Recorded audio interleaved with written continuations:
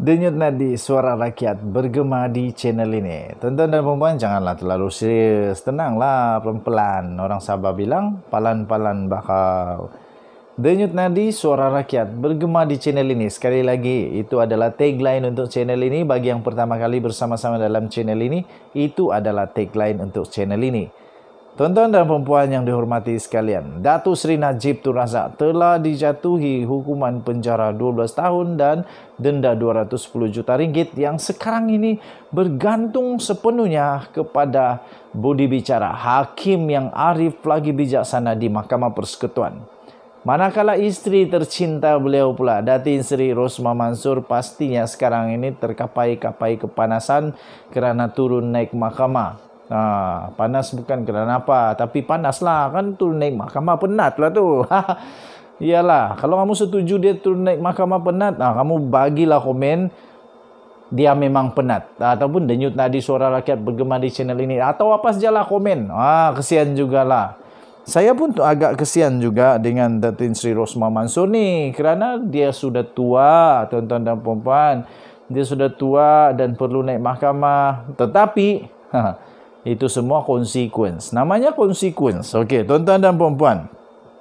Datin Seri Rosmah Mansor kalah lagi, tuan-tuan dan puan-puan. Kali ini kalah di mahkamah. Aduh, dah banyak kali kalah Datin Seri Rosmah Mansor ni. Semua permohonan Datin Seri Rosmah Mansor semua kalah.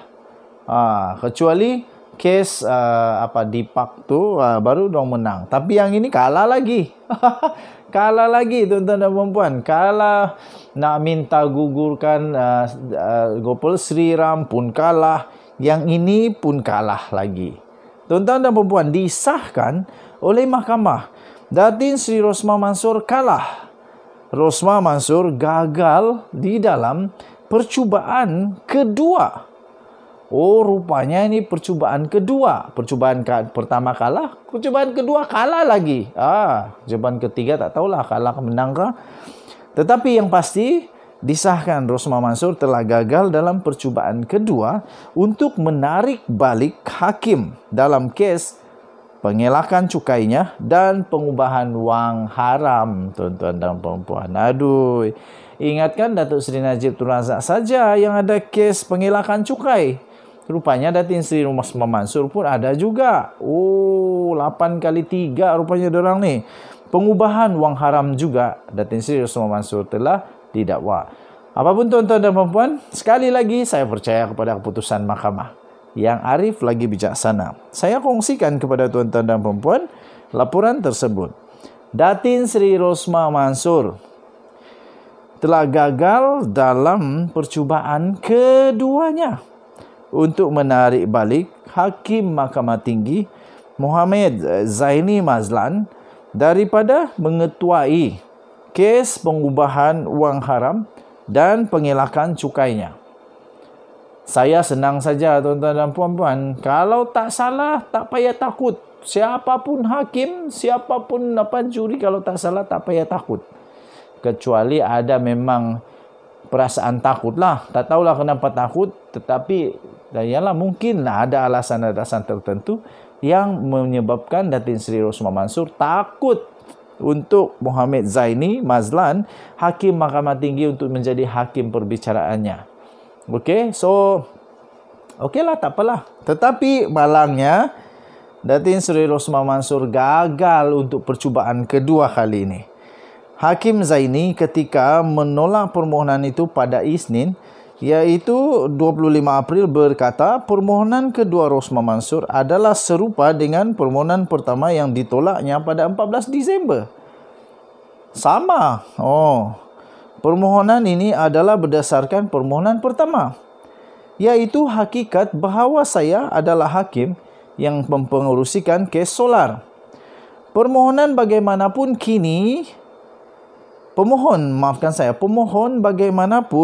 kini telah berusaha memasukkan dua lagi kes yang telah saya ketuai, iaitu pembangunan One Malaysia Development Berhad, 1MDB, kes pelucutan hakan dan kes audit laporan gangguan 1MDB.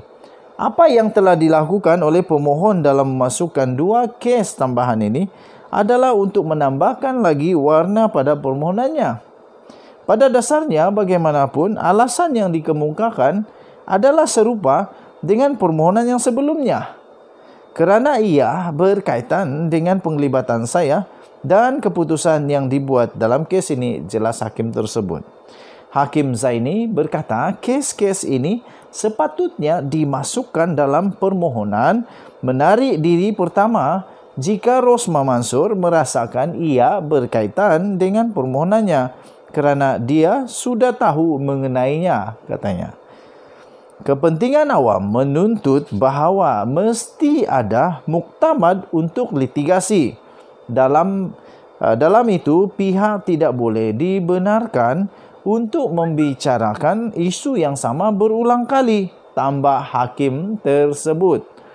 Tuan-tuan dan puan-puan, bagaimanapun Peguam Rosmah Mansor memohon penangguhan permohonan itu kerana beliau bercadang untuk merayu terhadap keputusan itu yang diberikan oleh Hakim Zaini. Alamak, tangguh lagi. Okey, tak apalah. Itu adalah proses mahkamah. So, jangan marah. Tuan-tuan dan puan-puan, justru tarik perbicaraan permulaan kes pengelakan cukai dan pengubahan wang haram Rosmah pada Khamis ini telah dikosongkan. Semasa penghujahan pada 2 Mac untuk tawaran kedua Rosmah untuk menarik balik Hakim Zaini, pihak pembelaan berhujah terdapat bahaya berat sebelah dengan Hakim Zaini mengetuai kes itu, memandangkan beliau telah mempengerusikan kes lain yang melibatkan Rosmah dan ia mungkin mempengaruhi fikirannya dari masa ke semasa. Peguam itu merujuk kepada perbicaraan rasuah sebanyak 1.25 bilion solar hybrid Rosmah dan perbicaraan gangguan laporan audit 1MDB yang melibatkan suaminya, iaitu bekas Perdana Menteri Datuk Seri Najib Tun Razak. Muhammad Zaini juga mendengar kes pelucutan hak 1MDB melibatkan Datin Seri Rosmah Mansor, Najib Razak dan beberapa ahli keluarganya yang menurut Rosmah turut memetik sebagai kes untuk menyokong permohonannya. Dalam jawapannya kepada hujah pembelaan, Timbalan Kanan Pendakwa Raya Datuk Seri Gopal Sri Ram berhujah bahawa permohonan itu cacat maut dan penyalahgunaan proses kerana ia sama dengan permohonan gagal yang pertama. Ketika menyampaikan keputusannya pada hari Isnin, Hakim Zaini juga berkata beliau bingung bahawa kes pelucutan hakan 1MDB disebut kerana beliau telah menolak kes terhadap Rosmah dan keluarganya. Bagi perbicaraan gangguan laporan audit, beliau menambah bahawa kes itu langsung tidak membimbangkan Rosmah Mansor. Dalam kes pengelakan cukai dan pengubahan wang haramnya pula, Rosmah menghadapi sebanyak 17 pertuduhan membabitkan 7.1 juta ringgit Malaysia yang didakwa dipindahkan ke akaun bank peribadinya di antara 2013 dan 2017. Pertuduhan itu dirangka di bawah pencegahan pengubahan wang haram, pencegahan pembiayaan keganasan dan hasil daripada aktiviti haram 2001. Di bawah 8 pertuduhan yang pertama, dia didakwa terlibat dalam pengubahan wang haram dengan terlibat secara langsung dalam transaksi membabitkan hasil aktiviti yang menyalahi undang-undang berjumlah 1.1 juta ringgit Malaysia yang dimasukkan ke dalam akaunnya. Bagi pertuduhan yang ke-9 sehingga ke-12, Rosmah didakwa terlibat secara langsung dalam 227 transaksi yang membabitkan hasil aktiviti haram yang berjumlah 6 juta yang turut dimasukkan ke dalam akaunnya. Hui, banyak ni. Pada pertuduhan ke-13 sehingga ke-17 pula, tuan-tuan dan puan-puan, dia dituduh terlibat dalam pengubahan wang haram dengan gagal memfailkan penyata jumlah wang yang didepositkan ke dalam akaunnya seperti yang dikehendaki di bawah Akta Cukai Pendapatan 1967. Sementara itu, mahkamah itu juga menetapkan pada 24 Mei 2022 ini untuk pengurusan kes permohonan Rosmah Mansor untuk menarik balik bekas Hakim Mahkamah Persekutuan iaitu Gopal Sri Ram daripada mendakwa kes itu. Dia memohon penarikan diri pada Januari tahun ini.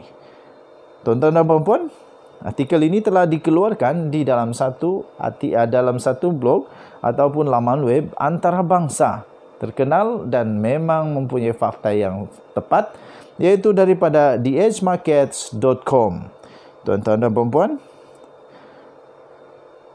dikeluarkan di dalam theedgemarket.com 25 April 2022 dengan tajuk Rosmah gagal dalam percubaan kedua untuk menarik balik hakim dalam kes pengelakan cukainya dan juga pengubahan wang haram.